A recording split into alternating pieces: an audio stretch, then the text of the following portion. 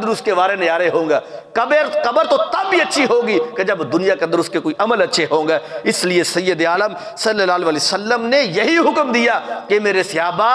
اذان اور اقامت کے درمیان تک کا جو وقت ہے بڑی مقبولیت کا وقت ہوتا ہے۔ رب بندوں سے پوچھ رہا ہوتا ہے کہ بندو مانگو مجھ سے کیا مانگتے ہو، مانگو مجھ سے کیا مانگتے ہو، تو فرمایا اس وقت جو تم نے مانگنا ہے صلی اللہ العافیت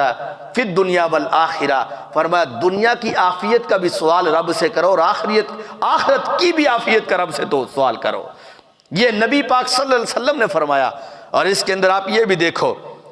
حضرت عثمان بن عفان رضی اللہ تعالیٰ عنہ ایک جگہ تشریف لائے۔ اب صحابہ کرام علیہم رضوان کا عمل تو بڑا خوبصورت ہوتا تھا کہ وہ جو عمل کرتے، یعنی سرکار کی سنت اگر ادا کرتے ہیں تو سنت ادا کرتے کرتے ساتھ وہ سرکار کے انداز کو بھی اپناتے ہیں کہ سرکار کا اس معاملے میں انداز کیا تھا، اس چیز کو ادا کرنے کا۔ وضو کرتے تھے تو وضو کرتے وقت کیا کرتے تھے، سنتیں ادا کرتے تھے تو سنتیں ادا کرتے وقت کیسا کیسا عمل تھا۔ یہ صحابہ کرام علیہم رضوان جو ہے ان کا یہ عمل ایسا ہوتا تھا۔ اب ایک جگہ پر حضرت عثمان بن عفان رضی اللہ تعالیٰ عنہ تشریف فرما ہوئے، ایک پہاڑی تھی، اس کے اوپر ایک پتھر تھا، اس پتھر کے اوپر چشمہ جاری تھا۔ آپ وہاں پر تشریف فرما ہوئے، آپ نے اس جگہ پر بیٹھ کر وضو کیا اور وضو کر کے مسکرانے لگے۔ جو لوگ پاس کھڑے تھے انہوں نے حضرت عثمان غنی رضی اللہ تعالیٰ عنہ سے پوچھا کہ اے عثمان یہ تو بتاؤ کہ آپ مسکرائے کیوں ہو، کیا سبب ہے مسکرانے کا؟ تو حضرت عثمان غنی رضی اللہ تعالیٰ عنہ نے کہا کہ جس طرح آج تم میرے ساتھ ہو اسی طرح میں بھی ایک زمانے میں نبی پاک صلی اللہ علیہ وسلم کے ساتھ تھا، تو اس وقت سرکار اسی جگہ پر تشریف فرما ہوئے تھے، اسی چشمے کے پاس بیٹھ کر رسول اللہ صلی اللہ علیہ وسلم نے وضو کیا۔ تو نبی پاک علیہ السلام نے وضو کرنے کے بعد مسکرانا شروع کر دیا۔ تو میں نے نبی پاک صلی اللہ علیہ وسلم سے پوچھا، محبوب علیہ السلام، ایک روایت میں اس طرح ہے کہ سرکار نے صحابہ سے پوچھا کہ اے میرے صحابہ تم نے مجھ سے یہ نہیں پوچھا لا تسألونی ما اضحک کہ میں مسکرایا کیوں ہوں، یہ تو مجھ سے تم نے سوال ہی نہیں کیا کہ وضو کرنے کے بعد میں کیوں مسکرایا ہوں۔ تو نبی پاک علیہ السلام کے صحابہ نے کہا محبوب پھر آپ فرمائیں کہ آپ کیوں مسکرائے ہو؟ تو آقا کریم صلی اللہ علیہ وسلم نے فرمایا کہ میرے صحابہ میں اس لیے مسکرایا ہوں کہ میرے رب نے میری وجہ سے میری امت پر کتنا کرم فرمایا ہے۔ فرمایا جب میرا امتی کوئی وضو کرتا ہے تو وضو کے کرتے وقت جب وہ منہ دھوتا ہے تو منہ کے اوپر آنکھوں کے اندر جتنے گناہ ہوتے ہیں اس وضو کا پانی لگنے کی وجہ سے رب گناہوں کو جھاڑ دیتا ہے۔ اور جب وہ ہاتھ دھوتا ہے تو ہاتھ دھوتے وقت جتنا پانی وضو کا اس کے اوپر لگتا ہے وہ وضو والا پانی ساتھ ہی ہاتھوں کے گناہ لے جاتا ہے۔ پاؤں دھوتا ہے تو اس وقت جو ہے وہ پاؤں کے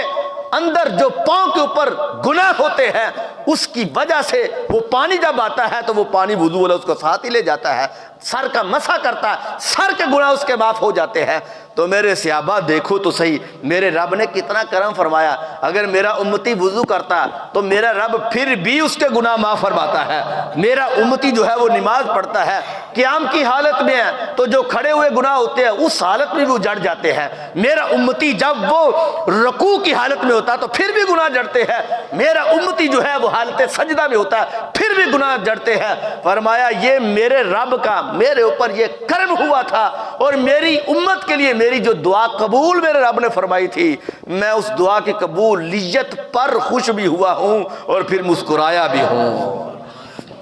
ایسے ہی علماء نے لکھا ہے مسجد صاف کرنے سے بندے کا دل صاف ہوتا ہے اور مسجد سے کوڑا نکالنا فرمانے لگے کہ یہ جنتی حور کا مہر ہے۔ نکاح کی صورت میں دنیا کا مہر جو رکھا جاتا ہے حق مہر جس کو کہتے ہیں تب نکاح ہوتا ہے، یہ ضروری ہے۔ اب فرمایا جنتی حوروں کا جو حق مہر ہے وہ ہے مسجد کے کوڑا جس جگہ پہ پڑا ہو، اگرچہ وہ ایک کاغذ کا ٹکڑا ہی کسی جگہ پہ مسجد کے ایریے میں پڑا ہے یا تنکا پڑا ہے تو اس کو دیکھا کہ یہ مسجد کے اندر ہے، اس سے صفائی نظر نہیں آتی تو اس نے اسی تنکے کو اٹھا کر باہر دے مارا۔ تو علماء لکھتے ہیں یہ جنتی حور کا حق مہر ہے کہ جو مسجد کی صفائی کرتا ہے اس کا دل صاف ہے اور جو مسجد کے اندر سے کوڑا جو ہے وہ نکالتا ہے رب ذوالجلال جو ہے اس کے جو ہے وہ جنت کے اندر اس کا حق مہر مقرر فرما دیتا ہے۔ تو یار تم سوچو تو صحیح کہ یہ سارے جو تعلقات، یہ مسجد ہے، اس مسجد کا تعلق نماز کے ساتھ ہے کہ اس کے اندر نماز پڑھی جاتی ہے، حالانکہ گھر تو ہمارے بھی ہے، لیکن اس کا جو مقام ہے وہ گھروں کا مقام نہیں ہے، کیونکہ اس جگہ پہ نماز پڑھی جاتی ہے۔ مساجد جتنی بھی ہیں جس جگہ پہ نماز پڑھی جاتی ہے اس کا کتنا مقام ہے۔ ایک بڑھیا عورت، رات کا وقت تھا، فوت ہو گئی، جنازہ تھا رات کو، صحابہ کرام علیہ رضوان نے جنازہ پڑھا تو دفنا دیا۔ نبی پاک علیہ السلام آرام فرماتے، حضور کو جگایا نہیں، اپنے گھر میں تھے، صبح کا وقت ہوا، نبی پاک صلی اللہ علیہ وسلم نے صحابہ سے فرمایا، صحابہ ادھر تو ہر روز ایک بڑھیا مائی آتی تھی صفائی کرنے کے لیے، وہ کدھر ہے؟ آج تو نہیں آئی۔ نبی پاک صلی اللہ علیہ وسلم سے کہا، محبوب علیہ السلام وہ رات کل فوت ہو گئی تھی، رات کو ہم نے دفن کر دیا، آپ آرام فرماتے، جس کی بنیاد پر ہم نے تو آپ کو جگانا مناسب ہی نہیں سمجھا۔ نبی پاک علیہ السلام نے فرمایا، صحابہ تم نے مجھے کیوں نہیں جگایا، کیوں نہیں تم نے مجھے جو ہے وہ بتایا؟ نبی پاک علیہ السلام پھر وہاں سے اٹھے، اٹھ کر سرکار جنت البقیع شریف میں گئے، اس قبرستان میں جا کر سرکار نے اس کی قبر کے اوپر جو ہے وہ نماز جنازہ پڑھی۔ سرکار مدینہ صلی اللہ علیہ وسلم نے فرمایا، تمہیں پتہ نہیں کہ جو رب کے گھر کی صفائی کرتا ہے رب اس کو کتنی عزت عطا فرماتا ہے۔ اب سید عالم صلی اللہ علیہ وسلم نے یہ ارشاد فرمایا، ابن ماجہ شریف کے اندر حدیث شریف موجود ہے، حضرت عمر بن خطاب رضی اللہ تعالیٰ عنہ کہتے ہیں، سمعت رسول اللہ صلی اللہ علیہ وسلم یقول، کہتے ہیں میں نے نبی پاک علیہ السلام سے سنا، من بنا مسجدن یذکر فیہ اسم اللہ، آپ ارشاد فرماتے ہیں کہ جس شخص نے اللہ کے ذکر کے لیے مسجد بنائی، بن اللہ لہ بیتن فی الجنہ، اللہ تعالیٰ اس کے لیے جنت میں گھر بنائے گا۔ جس نے مسجد کے لیے، بلکہ ایک حدیث شریف میں تو یہاں تک ذکر ہے، من بنا مسجدا للہ کا مفحسی قطعۃ او اصغر بن اللہ لہ بیتن فی الجنہ۔ حضرت جابر بن عبداللہ رضی اللہ تعالیٰ عنہ کہتے ہیں کہ نبی پاک صلی اللہ علیہ وسلم نے فرمایا، جس شخص نے پرندے کے گھونسلے کے برابر، پرندہ جس کا گھونسلہ کتنا ہوتا ہے، ایک ہاتھ جتنا ہوتا ہے، اور بعض پرندے ایسے بھی ہوتے ہیں اس کا بالکل چھوٹا سا گھونسلہ ہوتا ہے، ایک بلشت بھی پورا نہیں ہوتا، تو رسول اللہ صلی اللہ علیہ وسلم نے فرمایا، جس نے پرندے کے گھونسلے کے برابر یا اس گھونسلے سے بھی چھوٹی مسجد جو ہے وہ بنا دی، اللہ تعالیٰ پھر بھی اس کا گھر جنت میں ضرور بنائے گا۔ اب چھوٹی سی، اس کا مطلب یہی ہو سکتا ہے کہ مسجد کی تعمیر جاری تھی تو مسجد کے لیے کسی نے صف لا کر دے دی، کسی نے اینٹیں لا کر دے دی، مسجد کے لیے کسی نے سیمنٹ لا کر دے دیا، مسجد کے لیے کسی نے کوئی بھی یا دروازہ لا کر دے دیا، یہاں تک کہ سردی سے بچاؤ کے لیے کوئی پردے ہی لا کر دے دیے، تو سید عالم صلی اللہ علیہ وسلم فرماتے ہیں، رب کریم فرماتا ہے میں اس کے لیے جنت میں ضرور محل بناتا ہوں۔ اب یہ ہے شان اس جگہ کی جس جگہ پہ رب کی نماز پڑھی جاتی ہے۔ اب اس لیے تو علماء نے لکھا تھا، کہنے لگے کہ یہ تم کبھی نہ کہو کہ یہ چھوٹی مسجد ہے اور وہ بڑی ہے، مسجد کبھی چھوٹی نہیں ہوتی، کیونکہ اس کا تعلق رب کی ذات کے ساتھ ہے، تو جس چیز کا تعلق رب کے ساتھ ہوتا ہے وہ چیز کبھی چھوٹی نہیں ہوتی ہے، وہ کبھی بھی چھوٹی نہیں ہوتی۔ چھوٹی وہ چیز ہوتی ہے کہ جس کا تعلق رب کے ساتھ نہیں ہوتا۔ اب جس گھر کا تعلق رب ذوالجلال کے ساتھ ہو، اب دل تو چھوٹا ہے دل، تو رب کی ذات کتنی بڑی ہے، یعنی دل چھوٹا ہے، چھوٹا سا ٹکڑا ہے، لیکن رب کی ذات کتنی بڑی ہے۔ رب فرماتا دل ہی تو ایک ہے جس کے اندر میں سما جاتا ہوں، وگرنہ پوری کائنات کے اندر تو میں سما ہی نہیں سکتا، ایک دل ہی تو ایسا ہے، کیونکہ اس لیے کہ اس دل کا تعلق جو ہے وہ رب ذوالجلال کے ساتھ ہو، تو رب فرماتا وہاں پر سما جاتا ہوں، اور جس دل کا تعلق رب کریم کے ساتھ نہ ہو تو رب نے تو اس کو دھتکارا ہوا دل قرار دیا۔ اس لیے جو مسجد ہوتی ہے اگرچہ وہ چھوٹی سی جگہ پر کیوں نہ ہو، اس مسجد کو چھوٹی مسجد نہ کہو۔ تو سید عالم صلی اللہ علیہ وسلم نے فرمایا کہ جس چیز کا تعلق رب ذوالجلال کے ساتھ ہوتا وہ کبھی نہیں چھوٹا ہوتا۔ اب دیکھو حضرت عباس جو رسول اللہ صلی اللہ علیہ وسلم کے چچا جان تھے، تو نبی پاک صلی اللہ علیہ وسلم نے فرمایا چچا تم بڑے ہو یا میں بڑا ہوں؟ تو حضرت عباس رضی اللہ تعالیٰ عنہ کہنے لگے کہ محبوب بڑے تو آپ ہی ہو، لیکن مجھے پیدا میری ماں نے 2 سال پہلے کر دیا تھا، بڑے تو آپ ہو لیکن پیدا میں پہلے ہوا ہوں۔ اب یہاں بھی ادب کا تقاضا دیکھو کہ رسول اللہ صلی اللہ علیہ وسلم کے بارے میں یہ عرض کر دیا، ادھر یہ مسجد ہے، اس کا تعلق رب ذوالجلال کے ساتھ ہے۔ تو سرکار مدینہ صلی اللہ علیہ وسلم نے اس لیے اس کی اہمیت کو جو ہے وہ بیان کرتے ہوئے ارشاد فرمایا خیر الاماکن مساجدها وشر الاماکن اسواقها، فرمایا اس زمین کے گھروں میں سے بہترین گھر جو ہے وہ رب ذوالجلال کا گھر ہے، مساجد ہیں، اور برے ترین اور بدترین جو جگہ ہیں وہ جگہ ہے جس جگہ پہ بازار ہوتا ہے، بازار ہیں جو جگہ ہے۔ اس لیے سید عالم صلی اللہ علیہ وسلم نے فرمایا بہترین جگہ وہی ہے جس جگہ پہ مساجد ہے۔ ایسے ہی حضرت انس بن مالک رضی اللہ تعالیٰ عنہ کہتے ہیں کہ من صلی الغداۃ فی جماعت ثم قعد یذکر اللہ حتی تطلع الشمس ثم صلی رکعتین، رسول اکرم صلی اللہ علیہ وسلم فرماتے ہیں جس بندے نے فجر کی نماز پڑھی مسجد میں آ کر، پھر کیا ہوا، فجر کی نماز پڑھنے کے بعد وہ وہیں پہ بیٹھا رہا، یذکر اللہ حتی تطلع الشمس، سورج کے طلوع ہونے تک وہاں پر رب کا ذکر کرتا رہا، پھر سید عالم صلی اللہ علیہ وسلم فرماتے ہیں اسی جگہ پہ کھڑے ہو کر اس نے اسی مسجد میں 2 رکعت نماز اشراق ادا کی، 2 رکعت نماز، تو سرکار فرماتے ہیں اس کا پتہ اجر کیا ہے؟ آقا علیہ السلام فرماتا ہے کہ اجر حجۃ و عمرۃ، فرمایا اس 2 رکعت اشراق نماز پڑھنے کا ثواب رب ذوالجلال ایک حج ایک عمرے کا ثواب دیتا ہے۔ عمل چھوٹا سا بظاہر، فجر کی نماز کے بعد آدھا گھنٹہ ہوتا ہے، زیادہ سے زیادہ پونا گھنٹہ بن جاتا ہے، لیکن فجر کی نماز پڑھی، پھر اس کے بعد وہیں پہ بیٹھا رہا، ذکر و اذکار کیا، قرآن کی تلاوت کی، پھر جب سورج طلوع ہوا اس کے بعد اس نے 2 رکعت نماز اشراق کی پڑھی، حضور فرماتے ہیں رب تعالیٰ اس کو ایک حج اور ایک عمرے کا، سرکار نے فرمایا پورا ثواب عطا فرماتا ہے۔ اور 3 مرتبہ جملہ بولا تامتن تامتن تامہ، فرمایا پورا ثواب ہے، پورا ثواب ہے، پورا ثواب ہے۔ اتنی گارنٹی رسول اللہ صلی اللہ علیہ وسلم نے دی، حالانکہ آقا علیہ السلام تو 1 مرتبہ بھی کہہ دیتے تو وہ گارنٹی ہی گارنٹی تھی، لیکن جس چیز کی اہمیت زیادہ ہوتی ہے سرکار اس کو پھر بار بار اور کھول کے بیان کرتے ہیں۔ ایسے ہی حضرت ابو ہریرہ رضی اللہ تعالی عنہ اس حدیث شریف کے راوی ہے، کہتے ہیں سمع رسول اللہ صلی اللہ علیہ وسلم یقول ارأیتم لو ان نہرا بباب احدکم یغتسل فیہ کل یوم 5، آپ ارشاد فرماتے ہیں کہ نبی پاک علیہ السلام اپنے صحابہ کرام کے درمیان تشریف فرما تھے، رسول اللہ صلی اللہ علیہ وسلم نے فرمایا صحابہ مجھے بتاؤ اگر کسی آدمی کے گھر کے سامنے نہر ہو اور اس نہر میں دن کے وقت 5 مرتبہ وہ غسل کرے تو کیا اس کے جسم پر کوئی میل کچر رہتی ہے؟ تو صحابہ کرام علیہ رضوان نے عرض کیا کہ نہیں محبوب علیہ السلام نہیں رہتی میں ہے۔ تو آقا علیہ السلام نے فرمایا اسی طرح کوئی بندہ اپنے محلے کی مسجد میں 5 مرتبہ حاضری دیتا ہے رب ذوالجلال اس کے جسم کے اندر گناہوں کی میل بھی ختم کر دیتا ہے۔ ایسے ہی سید عالم صلی اللہ علیہ وسلم کہ صحابہ کرام موجود تھے تو کہنے لگے کہ محبوب علیہ السلام ای العمل احب الی اللہ، محبوب علیہ السلام آپ ہمیں بتائیں کہ ایسا عمل کہ جو بہت ہی رب ذوالجلال کو پسند ہو، عمل اتنا اچھا ہو جو رب کو پسند ہو۔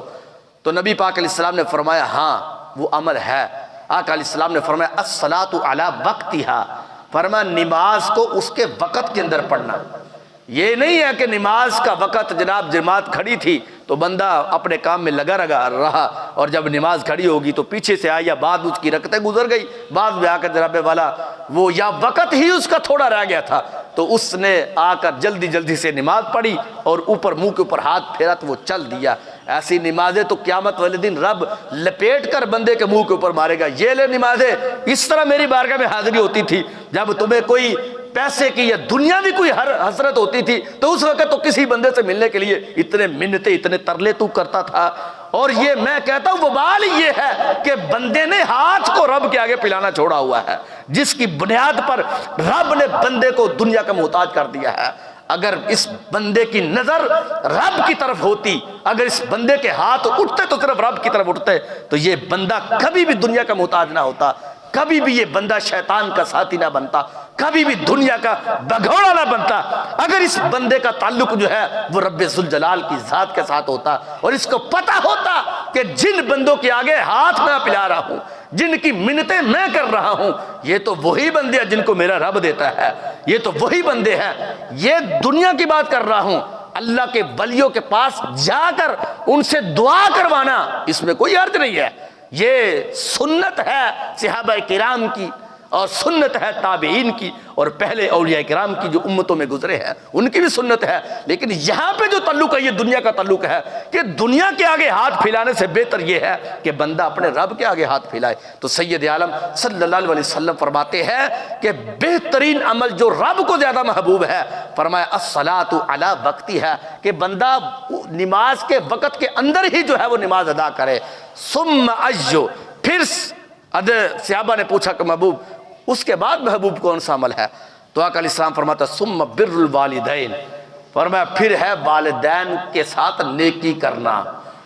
یہ بہترین عمل ہے۔ پھر صحابہ نے پوچھا کہ محبوب اس کے بعد کون سا عمل ہے؟ فرمایا الجہاد فی سبیل اللہ حدثنی بہن ولا وستدتہ لزادنی، نبی پاک علیہ السلام نے فرمایا اس کے بعد ہے جہاد کرنا اللہ کے راستے میں، جہاد کرنا اس کے بعد بہترین عمل ہے۔ والدین کے ساتھ نیکی کرنا اس میں کوئی شک نہیں ہے، بہت بڑا عمل ہے، لیکن اس کے وقت کے اندر نماز پڑھنا یہ پہلی صف کے اندر سرکار نے بیان کیا کہ جو پہلا جملہ تھا سرکار نے یہی بیان کیا کہ نماز کو نماز کے وقت کے اندر یہ پڑھنا بہت بڑا عمل ہے۔ سید عالم صلی اللہ علیہ وسلم کا یہ فرمان مبارک کتب حدیث میں موجود ہے کہ 4 ایسے اشخاص ہیں کہ جب قیامت کا دن ہوگا تو جنت میں جانے سے ان 4 بندوں کو کوئی چیز روک نہیں سکتی ہے، کوئی چیز ان 4 بندوں کو جنت میں جانے سے روک نہیں سکتی، کوئی رکاوٹ نہیں ہے۔ فرمایا ایک وہ شخص جس نے ایسی سچی اور پکی توبہ کی کہ گناہ کی طرف توبہ کرنے کے بعد اس کا پلٹنا اتنا مشکل ہو کہ جس طرح تھن سے نکلا ہوا دودھ واپس جانا مشکل ہو جاتا ہے۔ دوسرا بندہ وہ کہ جس شخص نے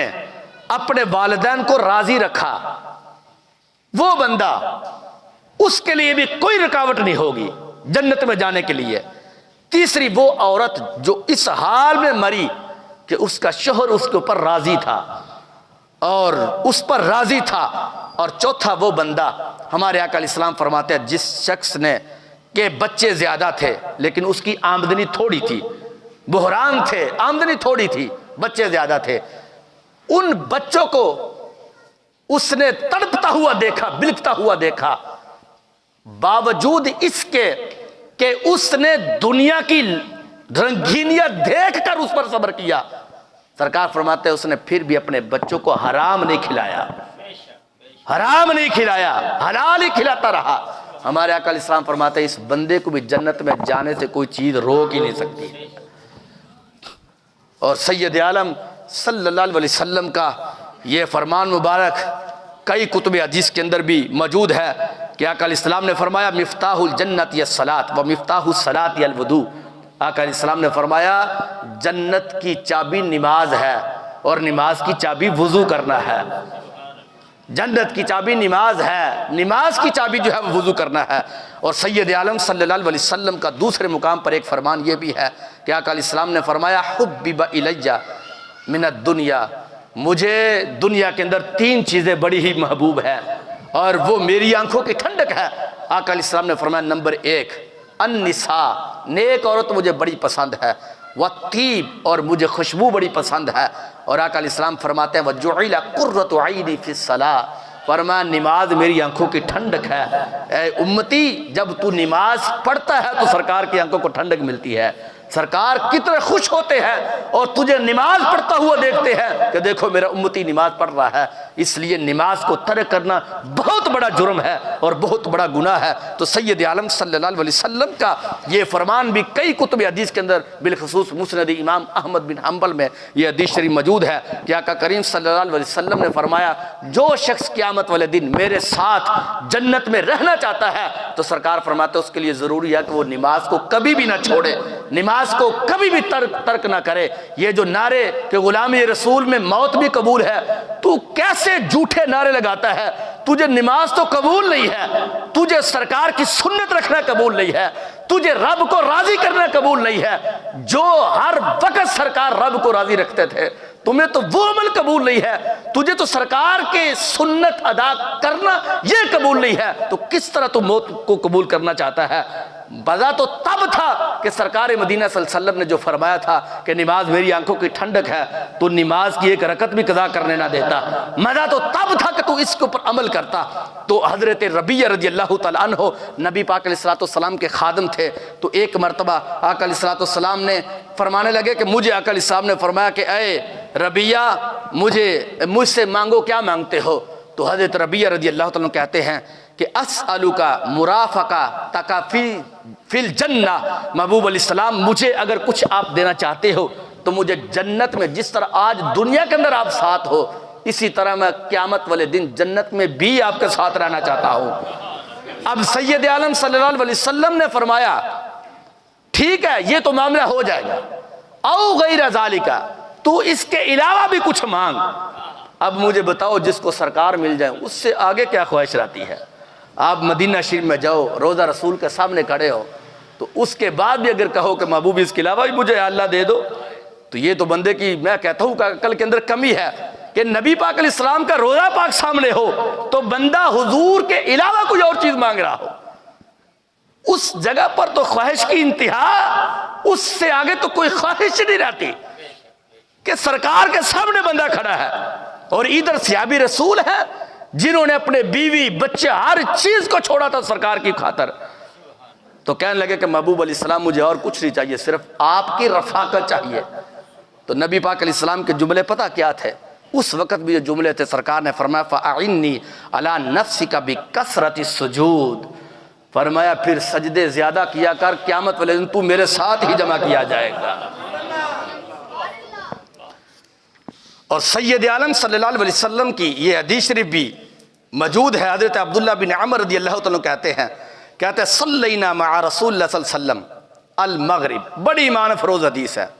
اور کوشش کرنا اس کے اوپر عمل بھی کرنا۔ اللہ کریم ہم سب کو اس پر عمل کی توفیق عطا فرمائے۔ کہتے ہیں کہ حضرت عبداللہ بن عمر رضی اللہ تعالیٰ عنہما کہ ہم نے نبی پاک علیہ السلام کے ساتھ مغرب کی نماز پڑھی، کچھ لوگ واپس چلے گئے اور کچھ لوگ پیچھے مسجد میں رہ گئے، جس طرح اب بھی ہوتا ہے کہ بعض لوگ ایسے ہوتے ہیں وہ جماعت کے ساتھ نماز پڑھتے ہیں، بعد میں سنتیں پڑھ کے وہ پہلے چلے جاتے ہیں، کچھ ایسے ہوتے ہیں وہ بعد میں ذکر و ذکار کرتے ہیں۔ کہتے ہیں حالت نماز جب نماز پڑھی تو کچھ لوگ چلے گئے، کچھ لوگ مسجد میں موجود تھے۔ کہتے ہوا کیا، اتنے میں نبی پاک علیہ السلام تیزی کے ساتھ ہمارے پاس پھر تشریف لائے، یعنی حضور علیہ السلام بھی نماز پڑھی، پڑھ کے گھر میں تشریف لے گئے حجرہ پاک میں، پھر حضور حجرہ پاک سے واپس تشریف لائے۔ کہنے لگے کہ ہم نے نبی پاک علیہ السلام کو دیکھا کہ حضور کی سانس پھولی ہوئی تھی، جیسے سانس نہیں چڑھا ہوتا۔ آقا علیہ السلام کی طبیعت مبارک ایسی تھی۔ آقا علیہ السلام دونوں گھٹنے جو ہے وہ اس وقت سرکار کے کھلے ہوئے تھے۔ کہتے ہیں کہ نبی پاک علیہ السلام نے پھر ہماری طرف متوجہ ہو کر آقا علیہ السلام نے فرمایا ابشروا ھذا ربکم قد فتح بابا من ابواب السماء، فرمایا کہ میرے صحابہ خوش ہو جاؤ، اے میری امت قیامت تک کے لیے آنے والی خوش ہو جاؤ کہ میری دعا کو میرے رب نے قبول کیا ہے۔ فرمایا وہ دعا کون سی ہے؟ فرمایا وہ دعا یہ تھی کہ جس وقت کوئی بندہ مغرب کی نماز مسجد میں پڑھنے کے لیے آتا ہے تو فرمایا رب کریم کا دروازہ جو رحمت کا ہے، آسمان کا دروازہ وہ کھول دیا جاتا ہے، اور رب ذوالجلال ان کھڑے ہوئے لوگ جو ہے نماز پڑھ رہے ہوتے ہیں ان کا نام لے لے کر فخر فرماتا ہے، اور کہتا کیا ہے یباہی بکم الملائکہ یقول انظروا الی عبادی قد قضوا فریضۃ وہم ینتظرون اخری۔ آقا علیہ السلام فرماتا، رب فرماتا فرشتو تم گوار ہو، مجھے یہ بندے بڑے ہی پیارے لگ رہے ہیں جو مغرب کی نماز ادا کر رہے ہیں، ان کے ساتھ میرا بڑا ہی پیار ہے، اور گواہ رہو جو بندہ بھی مغرب کی نماز مسجد میں پڑھنے کے لیے آتا ہے ہم نے ان کے اوپر جہنم کو حرام کیا ہے اور جنت کو ان کے اوپر واجب کر دیا ہے۔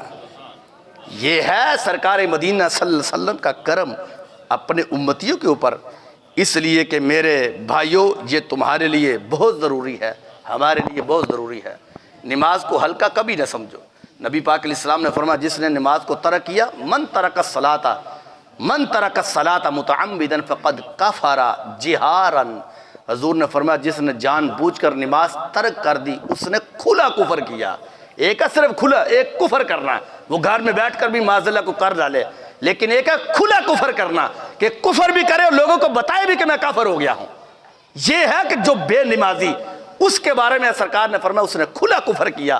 کہ جس بندے نے جان بوجھ کر نماز ترک کی، اور کھلا کفر کرنا سب سے بڑا گناہ ہے۔ اس لیے سرکار مدینہ صلی اللہ علیہ وسلم نے فرمایا، اور بلکہ سرکار نے تو یہاں تک یہ جملہ بولا، آقا علیہ السلام نے فرمایا تھا کہ میرے صحابہ کہ جس بندے نے جان بوجھ کر جس نے نمازیں پڑھی، قیامت والے دن یہ نماز اس بندے کا جنت میں جانے کے لیے دلیل بن جائے گی، نور بنے گی، برہان بنے گی، محافظ اس کے لیے بنے گی، نجات قیامت بنے گی اس کے لیے۔ لیکن سرکار فرماتا ہے جس نے نماز کو چھوڑا، فرمایا اس کا حال کیا ہوگا، مع قارون و فرعون و حامان و ابی بن خلف، سرکار فرماتے ہیں اس کو جہنم میں داخل کیا جائے گا، عام بندوں کے ساتھ نہیں۔ جس جگہ پہ فرعون رکھا جائے گا وہاں پر اس بے نمازی کو بھی رکھا جائے گا، جس جگہ پہ حامان کو رکھا جائے گا اس جگہ پہ بے نمازی کو بھی رکھا جائے گا، جس جگہ پہ وہ ابی بن خلف جو ہے، جو ظالم ترین کافر، جس نے حضرت بلال حبشی کے اوپر ظلم کیا تھا، حضرت بلال حبشی کا وہ آقا حالت یعنی کفر میں جو رہا تھا، سرکار فرماتے اس کے ساتھ تجھے رہنا پڑے گا۔ اور سرکار نے ساتھ یہ بھی فرمایا